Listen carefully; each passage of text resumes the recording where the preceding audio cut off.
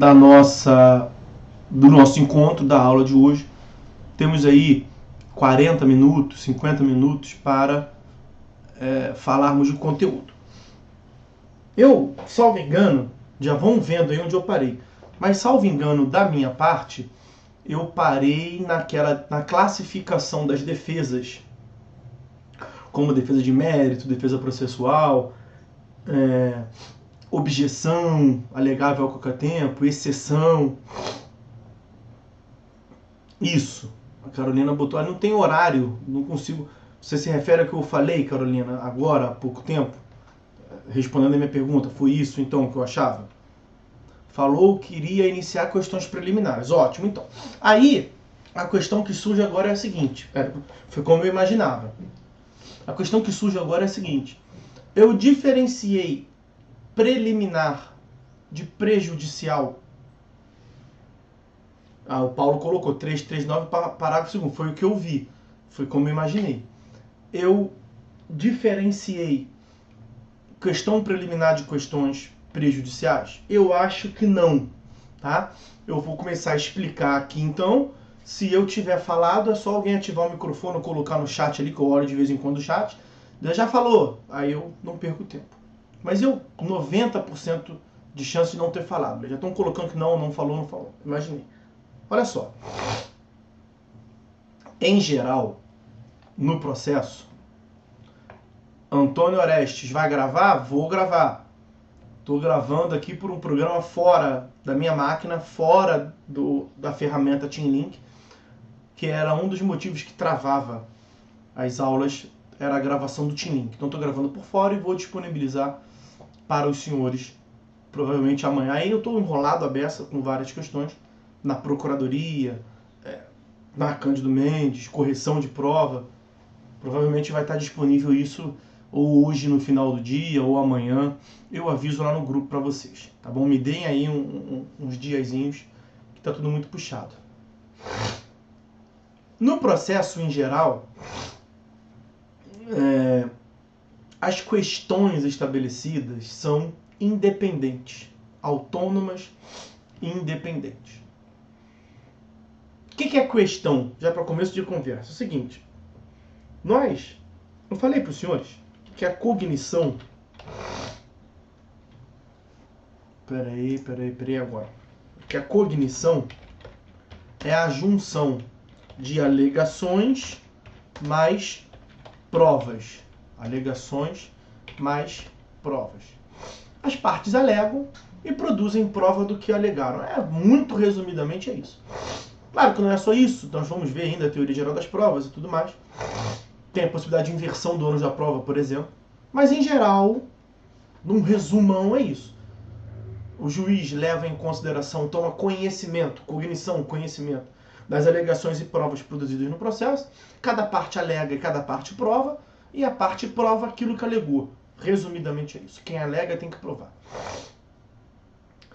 Cada alegação é também chamada de ponto. São termos sinônimos. Então, quando você vê a afirmação por um juiz na sentença, o ponto tal da parte não está provada, porque a alegação dela não foi provada. Uma forma de se referir no processo à alegação é chamando-a de ponto. Ok? Ok. Falar de alegação como ponto é até incomum, não é tão usual, mas você encontra na prática. É muito comum você ouvir falar em ponto controvertido. O que é ponto controvertido? É aquele ônus da impugnação especificada do artigo 341. A parte alegou uma coisa, fato 1. A outra parte contrapõe. Alegação. Alegação não é ponto? Então é ponto controvertido. O ponto, a alegação, pode ser controvertida ou não controvertida? Incontroversa. Ponto controvertido, contraposto, é sinônimo de questão. Para não falar ponto controvertido, e dar mais trabalho de falar, criou-se um outro termo, questão. Então, o que significa questão? Ponto controvertido. Então, quando você diz, o processo tem várias questões, tem várias alegações que são contrapostas. Alegação de uma parte e alegação de outra. Então, saber se houve avanço de sinal. Uma parte falou que o réu avançou, o réu falou que não avançou. É uma questão. O que é uma questão? Caramba! Porque é um ponto que foi controvertido. É isso. Então, agora voltando. Regra geral, no processo tem várias questões, várias alegações que são controvertidas. E, em geral, estas questões são independentes, autônomas e independentes. Cada uma pode ter a sua resolução. O cara pode ganhar numa, não ganhar na outra. O cara pode ter provado uma, não provar a outra. E o juiz vai julgar. Por quê? Porque elas são autônomas e independentes. Cada uma tem o seu próprio curso. É isso. Cada uma tem o seu próprio curso. Agora, tem alguns casos que há um vínculo, há uma relação forte entre as questões. De modo que o juiz só pode chegar na questão Z se ele passar pela questão X. Então, em algumas situações, se estabelece um vínculo entre essas questões a serem resolvidas. Uma junção, um elo de ligação entre elas. De modo que elas não estão soltas, uma independente da outra, elas estão uma agarrada na outra. E aí, esse vínculo entre questões pode ser de duas ordens. O vínculo entre questões gera uma questão prévia e uma outra... Gera uma questão prévia ou anterior. E uma outra questão que é a principal ou posterior.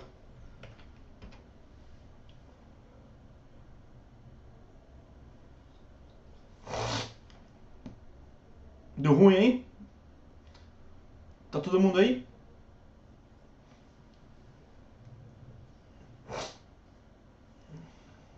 Sim, sim. Estão aí? Ótimo. Então você só... Desculpa meu nariz que agora atacou. Coisa horrorosa. Você só chega na questão principal se você passar pela questão prévia. É o tal do elo do vínculo que eu falei. Pois bem, essa questão prévia pode ser de duas ordens. Tá tudo saindo errado ali no... Agora tem que corrigir. Questão prévia pode ser de duas ordens. Primeira delas, a prejudicial. E a segunda delas, a preliminar. O artigo 337, que nós estamos para analisar, são questões preliminares. Os senhores verão que o próprio ordenamento jurídico, a própria lei, Código de Processo Civil, se refere ao 337 como questão preliminar. Então vamos primeiro entender o que é essa tal da questão preliminar. Questão preliminar é uma espécie junto com a prejudicial. Então, preliminar e prejudicial formam as duas espécies do gênero questão prévia, questão anterior a uma outra, que é a posterior, que está adiante. Qual é a diferença, portanto, entre prejudicial e preliminar? Na questão prejudicial, que não é que nos interessa aqui, então vamos começar por ela, vamos ver e vamos descartá-la, para depois a gente entrar na preliminar e ficar na preliminar. Na prejudicial, o julgador analisa as duas questões, tanto a questão prévia quanto a questão prejudicial. Só que o julgamento da questão prévia, da questão anterior, exerce uma influência tão grande na questão posterior que ao julgar a questão prévia, o julgamento da questão posterior está prejudicado. Ele vai acontecer. Mas ele já indiretamente já foi julgado. Então a questão prejudicial exerce um vínculo, uma força tão grande na questão principal que o julgamento da questão principal está prejudicado. O juiz não julga em dois momentos diferentes. Ao julgar a primeira, ele já julgou indiretamente a segunda. Mas vai ter julgamento das duas. Essa vai ser julgada.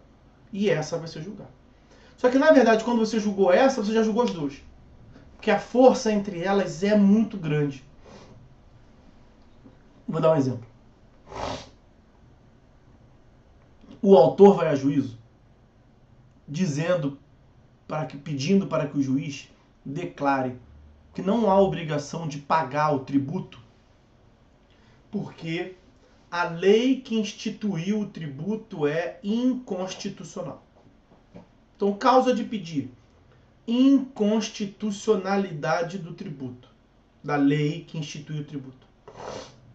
Pedido: não tenho que pagar. Declara aí que eu não tenho que pagar. Ok? Ok. As questões são autônomas e independentes?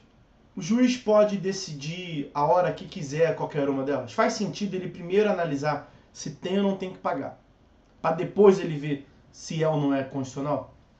Não, não faz sentido. Primeiro ele tem que julgar a alegação da parte de que tem uma inconstitucionalidade,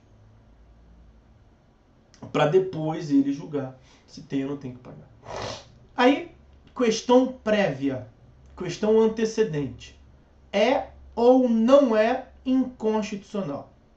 Aí o juiz analisa a Constituição, a lei instituidora, o ente, os aspectos formais, anterioridade, anualidade, aquela questão toda do direito tributário, vira para a parte e fala assim: olha, a lei é constitucional. Esta sua alegação de que é inconstitucional não procede. A lei é sim constitucional. Como é que ele vai muito provavelmente julgar a questão principal? Improcedente. Porque o fundamento da parte é inconstitucional, logo não tem que pagar. O juiz diz: não, é constitucional, logo você tem que pagar. A afirmação nesse tipo de demanda da constitucionalidade da lei que institui o tributo gera muito... Aí cada caso é um caso, você não pode nunca cravar, né, 100%. Mas 99,99% dos casos o juiz vai falar: olha, como é constitucional, você tem que pagar. Todos têm que pagar. A lei é... O ente público pode instituir tributos de qualquer natureza, imposto, taxa, contribuição, e instituiu. Fazer o quê? Tem que pagar.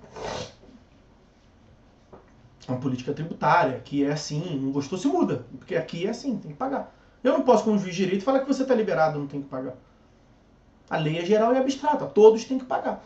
Todos que se encaixam no aspecto fático têm que pagar. No âmbito de incidência. Você se encaixou no âmbito de incidência. Se todo mundo tem que pagar, porque a lei é constitucional. Agora, joga o inverso. O juiz afirma que a lei é inconstitucional. Ele vai julgar se tem ou não tem o dever de pagar? Vai julgar. Mas vai julgar para dizer o quê? Muito provavelmente vai dizer que, pô, fisco, sinto muito. O autor tem razão. A lei que você instituiu é inconstitucional. Eu, juiz de direito da comarca de Pau Grande, não posso sozinho declarar a inconstitucionalidade da lei. Isso hoje já viram, devem estar vendo, ação direta de inconstitucionalidade, declaração de constitucionalidade. Quem vai gerar essa lei do ordenamento jurídico é o STF ou é o TJ, a depender de qual tipo de lei que é. Mas o que eu posso fazer é não aplicar a lei. Então, como a lei é inconstitucional, o autor tem razão, eu vou julgar o pedido dele de não ter que pagar procedente. Ok? É isso. Veja, então na prejudicial tem um vínculo, um elo, uma força de atração de um com o outro. Qual é a característica da prejudicial? Ao julgar a primeira, você meio que já julgou indiretamente a segunda. De modo que o julgamento da segunda está prejudicado. Você nem precisa julgar, você já julgou automaticamente. forma de se dizer.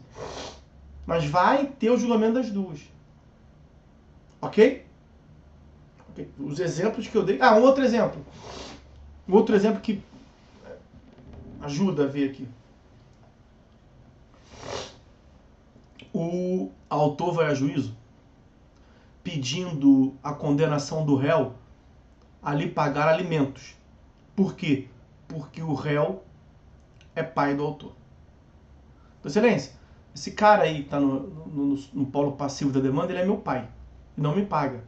Então eu quero que o senhor condene ele a me pagar. Ele tem que te pagar por quê? Porque ele é meu pai e não paga. O juiz vai analisar em qual ordem. Primeiro vai ver se é pai ou se não é. Para que depois, veja, o dever de pagar alimentos decorre, nesse caso, da relação de paternidade. Primeiro você tem que estabelecer se é pai ou se não é, para depois ver se tem que pagar alimentos ou não. Aí o juiz julga no sentido de que é pai. E sendo pai, o que ele vai falar pro réu? Tá provado que é pai. Tá provado que não pagou. O que ele vai falar pro réu? Já tá julgado, né? Logo condeno. Como é pai e decorre da relação de paternidade, a relação de pagar alimentos, contribuir com a subsistência de quem você gerou, e você não está pagando, te condena a pagar. Ok? Então teve o julgamento da paternidade, vai ter o julgamento dos alimentos. Hipótese inversa.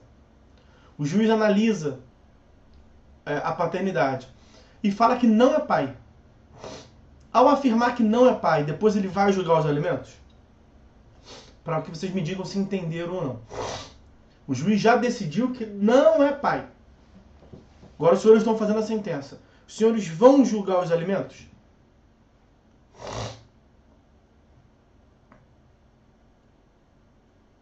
Alguém?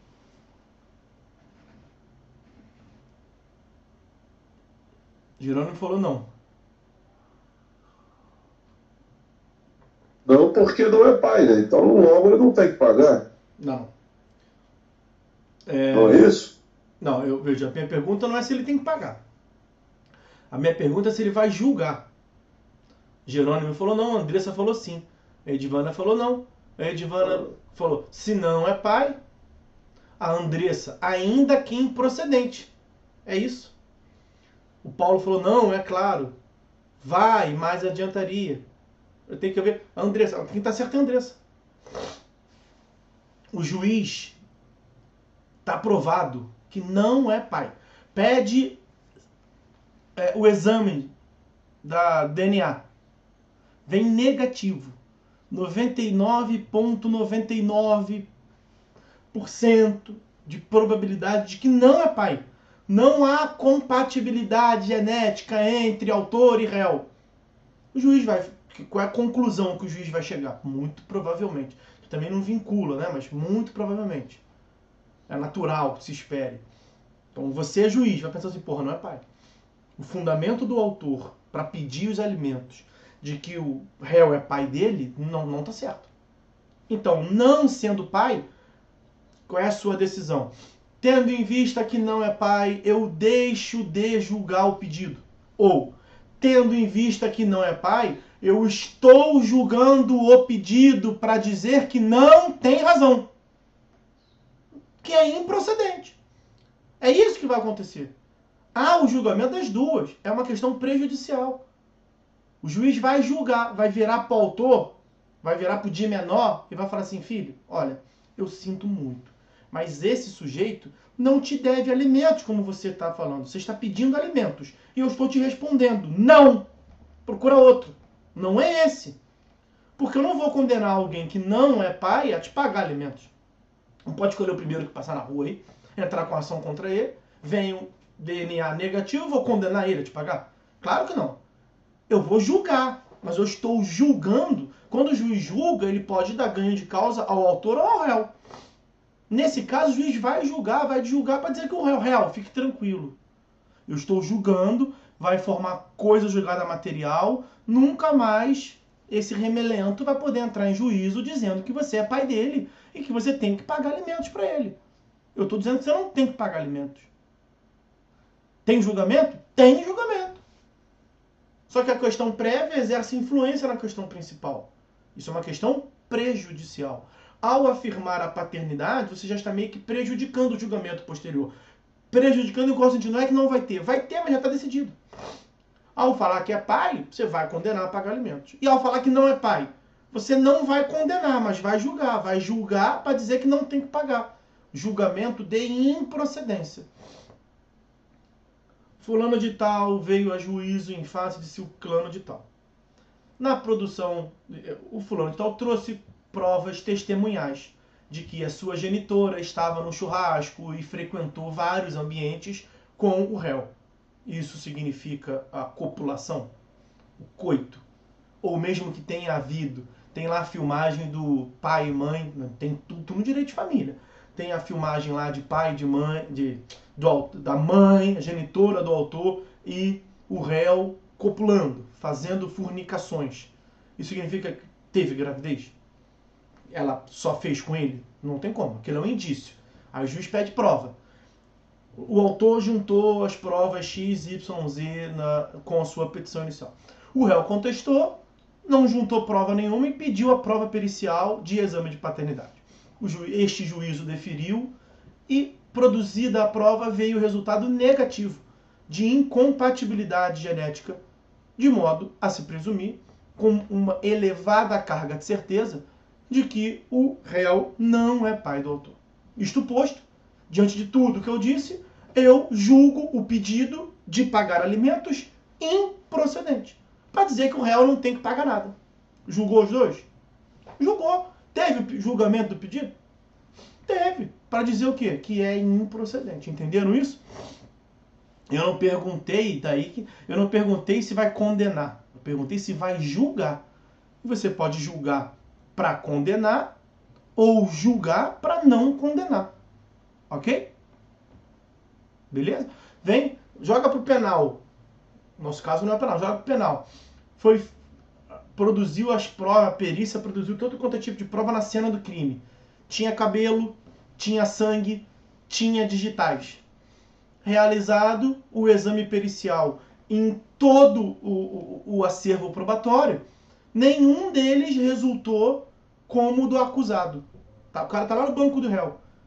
Nenhum deles. Então não tem vínculo dele. Era um engano. MPzinho errou. Acontece? Acontece. Ele vai julgar para condenar ou para absolver o réu? Vai julgar para quê? Para absolver o réu. Ok? É isso que eu estou falando. Nesse caso também, ele vai julgar para absolver o acusado pai, o pretenso pai. Para falar que não tem que pagar alimentos. Ok? Beleza? Então, então ele vai julgar mesmo para afirmar que ele o autor, para afirmar que o autor para afirmar que o réu não é pai e não tem direito. Quem não tem direito é o autor. Então é isso. O juiz vai julgar afirmando que o réu não é pai do autor, logo o autor não tem direito aos alimentos. Ok? Ok. Isso é questão prejudicial. Um vínculo entre as questões e a questão anterior é maior, meio que já abrange a questão posterior. Ao julgar a anterior, você já julgou indiretamente a posterior. Mas as duas são julgadas. O juiz vai se pronunciar sobre a questão posterior em qualquer hipótese. Ok? Agora vamos à questão preliminar, que é a que nos interessa aqui. Claro, prejudicial interessa também. Entender isso é muito importante. Até para distinguir da preliminar. E vai ser importante lá na aula de coisa julgada que nós teremos. Mas, aqui na defesa do réu, o que importa é a questão preliminar. O que é a questão preliminar? A questão preliminar é aquela na qual há um vínculo da questão prévia com a questão posterior. Mas esse vínculo é de uma tal ordem que a questão prévia é tipo uma porta. Ou abre e você pode passar para a principal.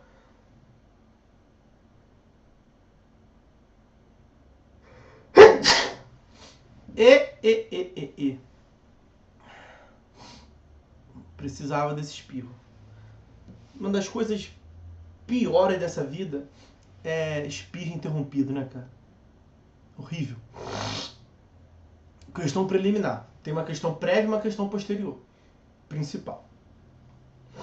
A questão prévia, na preliminar, ela serve como um anteposto.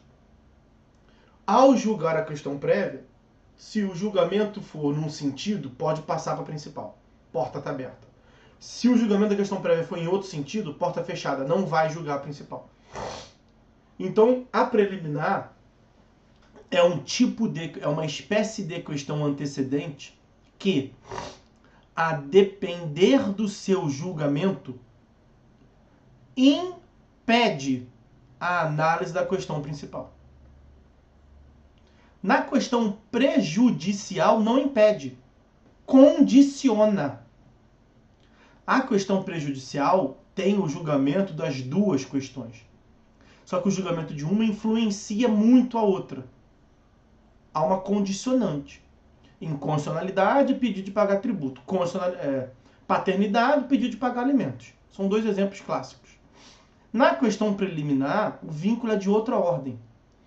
Se o juiz acolher a alegação de quem formulou a preliminar, que aqui no caso de defesa é o réu, se o juiz acolher a alegação do réu, alegação de natureza preliminar, o que vai acontecer com a questão posterior, que é o mérito?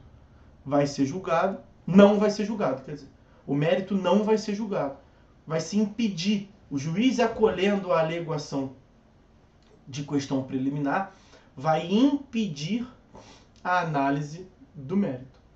Os senhores já devem se lembrar que eu coloquei de algumas vezes no quadro, na lousa. Os senhores se lembram como é que é uma sala de aula? Tem uma sala, um ambiente muito bem pintado, um ar-condicionado funcionando maravilhosamente, cadeiras acolchoadas que se sucedem uma na frente da outra, em sequência, várias fileiras. No final tinha um tablado, você lembra disso? E lá tinha um babacão de um professor, não, um gente boa, de um camarada de um professor que dedica o tempo para ensinar aos senhores, uma cadeira, no caso dos senhores até era uma mesa, até uma mesa de concreto, sempre achei isso muito curioso, uma mesa de concreto, o cara fica sentado lá na frente, eu fico em pé e tinha um quadro, uma coisa muito curiosa, um quadro que você colocava uma tinta em cima, parece a gente explicando como é que era telefone fixo para os filhos, né? Como é que era fax, que eles não fazem ideia. Um banheiro limpíssimo, sempre muito bem equipado e higienizado. Enfim, era assim que era o ambiente. Não sei se vocês se lembram, era assim que era o ambiente. Há muito tempo, quando eu comecei a dar aula, qualquer dia eu vou estar falando isso, né? Os senhores acreditam que a gente já teve aula presencial? Aí os caras vão, não acredito, como é que era? Devia ser muito bom. A gente se encontrava, se abraçava, a gente era muito legal, a gente falava besteira um com o outro, eram outras épocas, enfim. Eu já coloquei para os senhores, tudo isso porque eu já coloquei aí para os senhores, na sala de aula e aqui também, eu não lembro nem o caminho da faculdade, tinha café da manhã, tinha professores que levavam um copo cheio de café para a aula e depois pedia mais. De vez em quando os alunos faziam café da manhã, cada um levava uma coisinha, era uma maravilha, bons tempos. Eu estava velhinho falando, saudoso o tempo em que eu ia para Cândido Mendes dar aula na pé, meus filhos. Meus filhos, senhores se lembram? Alguém pergunta pro pai dos senhores como é que era. Os assaltos no... mas tinha um detalhe, de vez em quando tinha um assalto. O que é assalto, professor? Assalto, o cara usava uma arma e te roubava. Não, porque hoje em dia o assalto é tudo online também. Vamos lá. Nós temos as condições da ação de um lado, os pressupostos processuais do outro e o mérito. Então, nós temos uma primeira análise de admissibilidade do processo, condições da ação, pressupostos processuais, para depois chegar ao mérito. Então, qual é a questão antecedente? Qual é a questão preliminar? No nosso caso, questão preliminar é igual condições da ação e pressupostos processuais. E qual é a questão principal? Um mérito. Volta, o que é a questão preliminar? É uma alegação que, a depender do seu acolhimento, impede a análise da questão principal. Qual é a questão preliminar? Condições da ação e pressupostos processuais. Se o juiz acolher a alegação de algum vício relacionado às condições da ação ou aos pressupostos processuais, ele vai deixar de julgar o mérito. Está impedido de analisar a questão principal, que é o mérito. Então é por isso que se chama, que consta do artigo 337, como questões preliminares. Quer ver? Vejamos, eu nem abri a minha página do Planalto ainda para pegar o CPC. Vamos lá, que nós temos mais meia hora de aula, dá tempo de ver alguns incisos. Máximo, se eu me atrasar um pouquinho aí, eu vou levar uns 40 minutos no máximo. Não passo de 1 hora falando disso não. Fiquem tranquilos, tá? Então, artigo 337, tá aí. Incumbe ao réu, antes de discutir o mérito, alegar.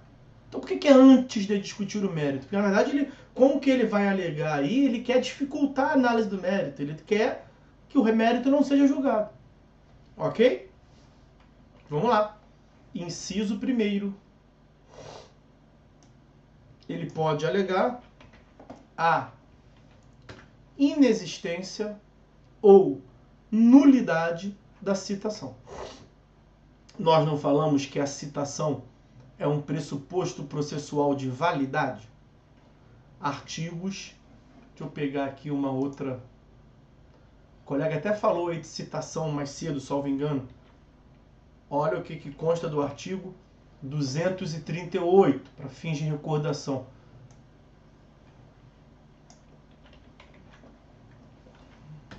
Citação é o ato pelo qual são convocados o réu, o executado ou o interessado, o que nos importa aqui é o réu, para integrar a relação processual.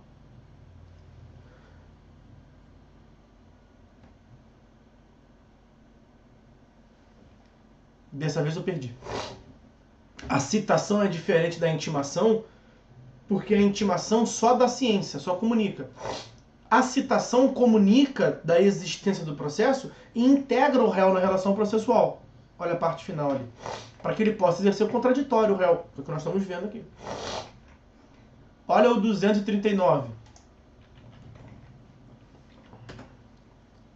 Para a validade do processo, é indispensável a citação do réu, salvo nos casos de indeferimento ou improcedência liminar do pedido.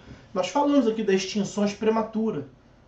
Indeferimento da petição inicial, improcedência, julgamento liminar de improcedência. O processo começa, se desenvolve e rapidamente termina.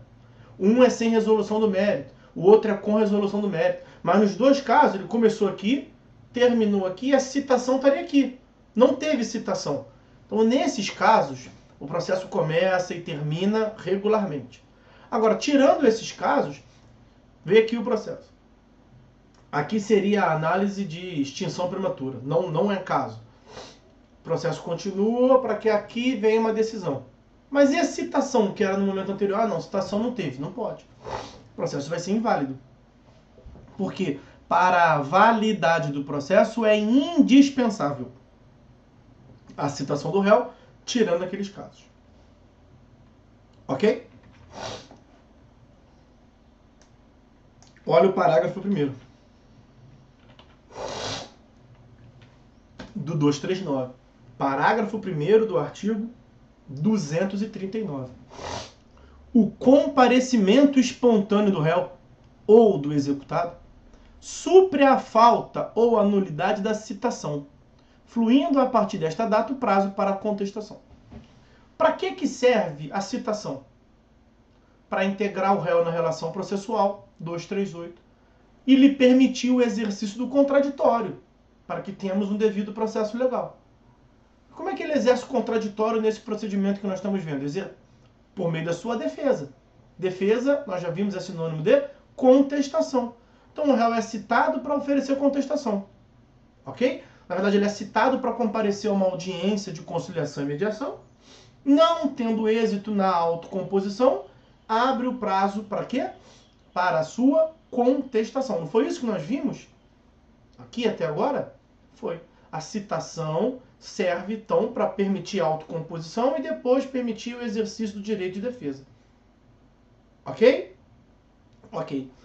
Se não tiver citação, está certo ou está errado? Está errado. Tirando aquelas hipóteses de extinção prematura que nós já vimos, não sendo o caso de aplicar aquilo, para continuar o processo tem que citar o réu.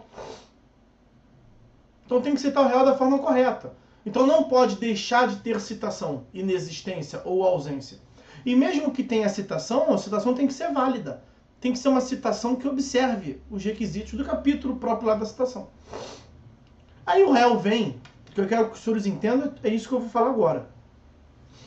Com base nesses argumentos que eu lhes passei, olha o 337.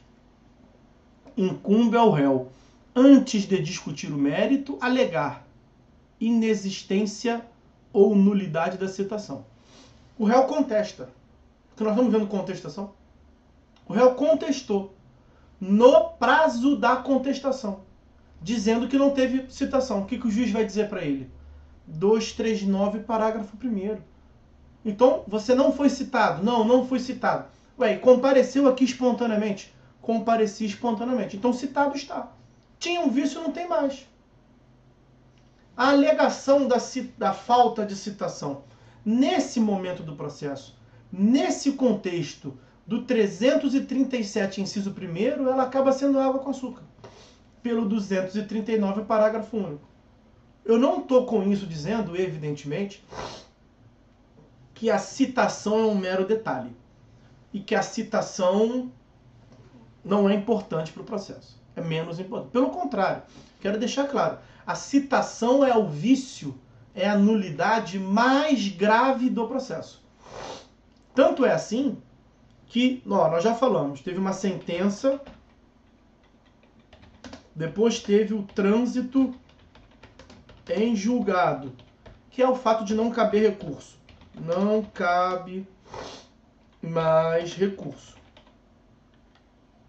O que acontece nessa hipótese aqui? Igual a coisa julgada. Olha lá, sentença, não cabe mais recurso, coisa julgada. E o que é a coisa julgada? Coisa julgada material, quando aquela sentença lá julgou o mérito, equivale à imutabilidade. Nós falamos disso em TGP já. Características da jurisdição, a imutabilidade. Diferentemente da função legislativa, diferentemente da função executiva, a função jurisdicional, ela se torna imutável. Ela tem a aptidão de se tornar imutável. Então é imutável, do verbo não pode mexer. Vejam por curiosidade o artigo 502 do CPC. 502. Coisa julgada material é o efeito que se atribui à sentença de indiscutibilidade e imutabilidade. Mais ou menos esse sentido. Ok? Ok. Então, depois de uma sentença que forma coisa julgada, ninguém mais pode mexer, porque ela é imutável.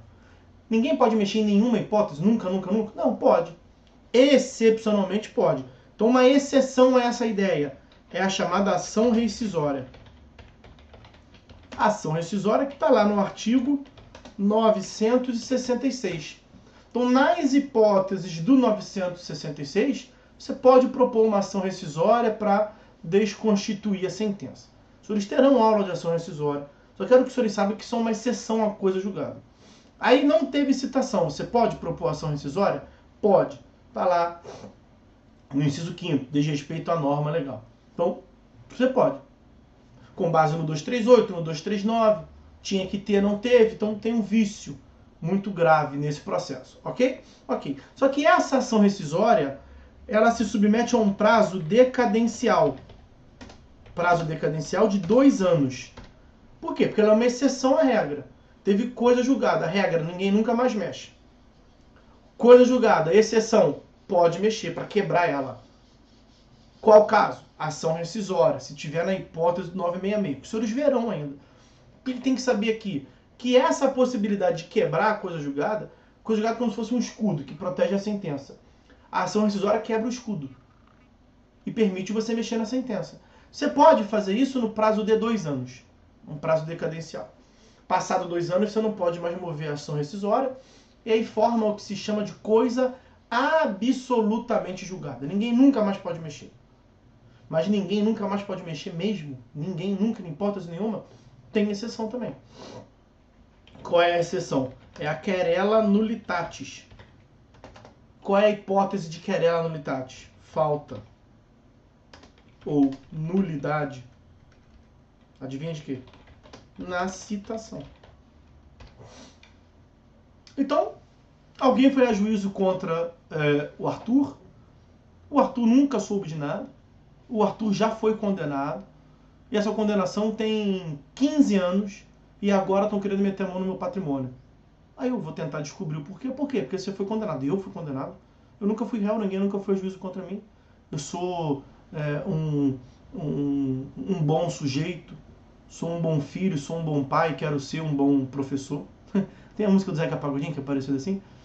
Então, ninguém nunca foi juiz contra mim, como é que eu fui réu? Não, você foi réu no processo XYZ aqui, toma aqui. Ué, sou eu mesmo. Meu nome, meu endereço, meu CEP, meu CPF, tudo meu, bate. Só tem um detalhe, eu não fui citado. Ah, mas já tem 15 anos, você não pode mexer. Eu não posso mexer? Sinto muito, filho, eu posso mexer, porque trata-se de citação. O vício de citação é um vício insanável. Quero que os senhores entendam isso, é muito importante. Só que na hipótese que nós estamos vendo, o artigo 337, eu contestei, não é a hipótese que eu acabei de falar, que eu não sabia do processo. Quando você chega na contestação, com a contestação pronta, está aqui toda a minha defesa, eu não fui citado, tomei conhecimento por sorte, está aqui minha defesa. O que o juiz vai dizer? Bom, olha só, você tinha que ser citado, você tem razão, teve um erro no processo. Só que você tinha que ser citado para trazer a contestação que você trouxe.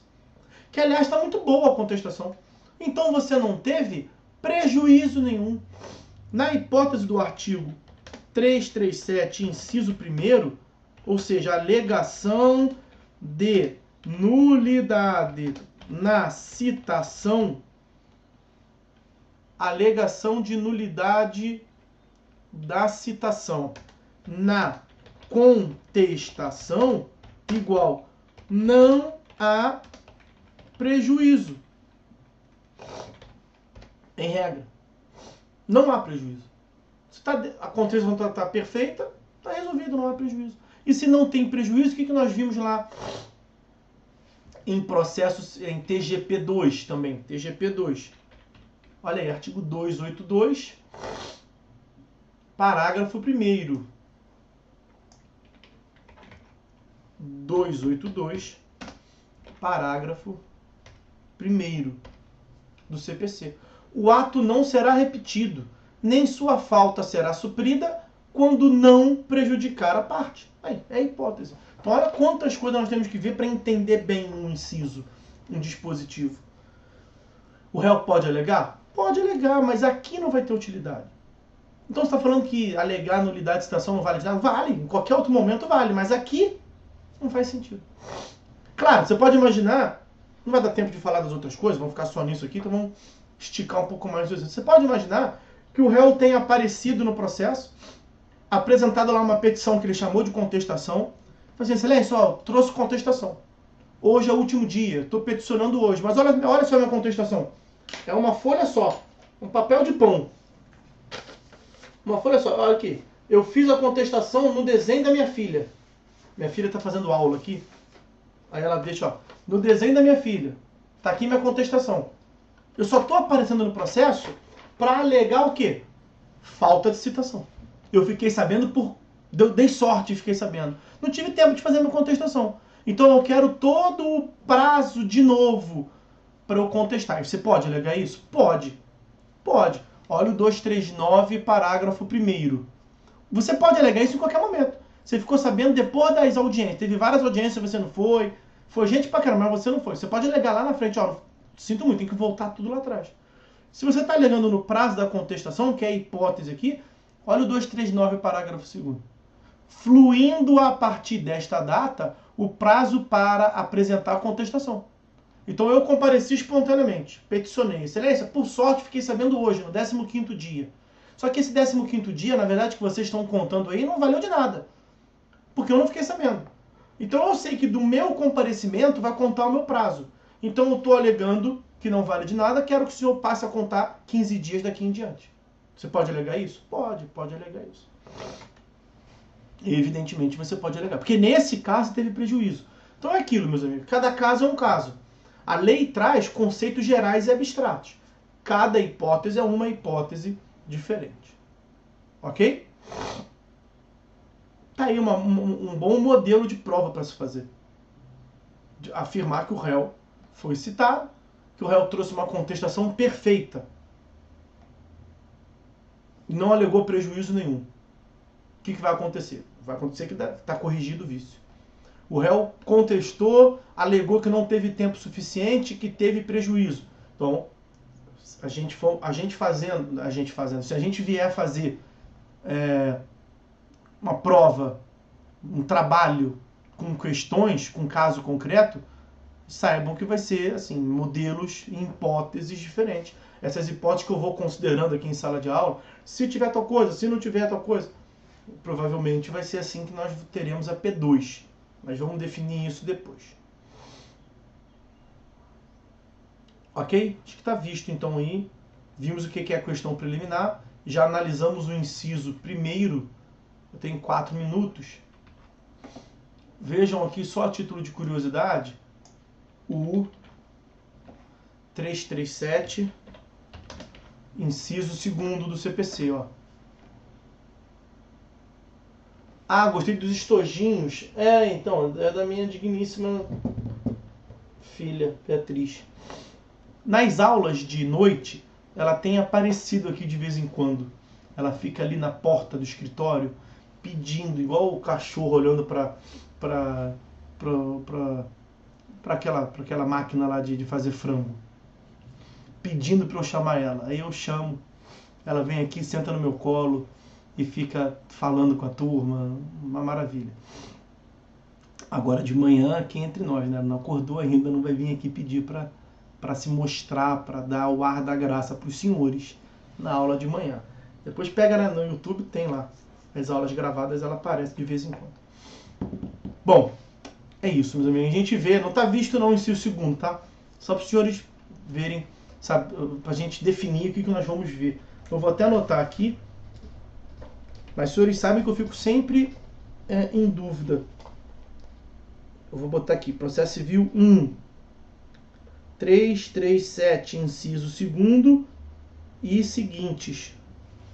Mas me ajudem a lembrar isso aí, tá? Galera, é isso então.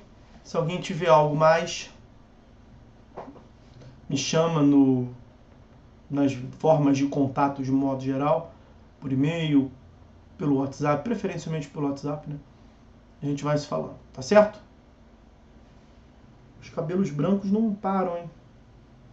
Só aumenta, senhor. Eu tenho cabelo mais preto que branco ou mais branco que preto? Agora eu tô ficando entendendo. Aqui tem uma mancha negra, mas no mais acho que é tudo branco, hein?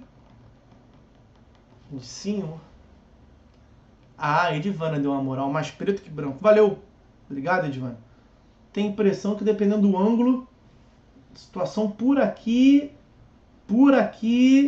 aí abaixo, aqui, aí tá ficando ruim. Ah, não acredito. É a Beatriz. Vem aqui, filha.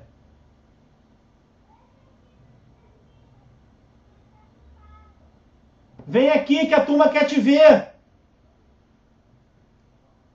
Não sei se ela vai vir, vamos ver.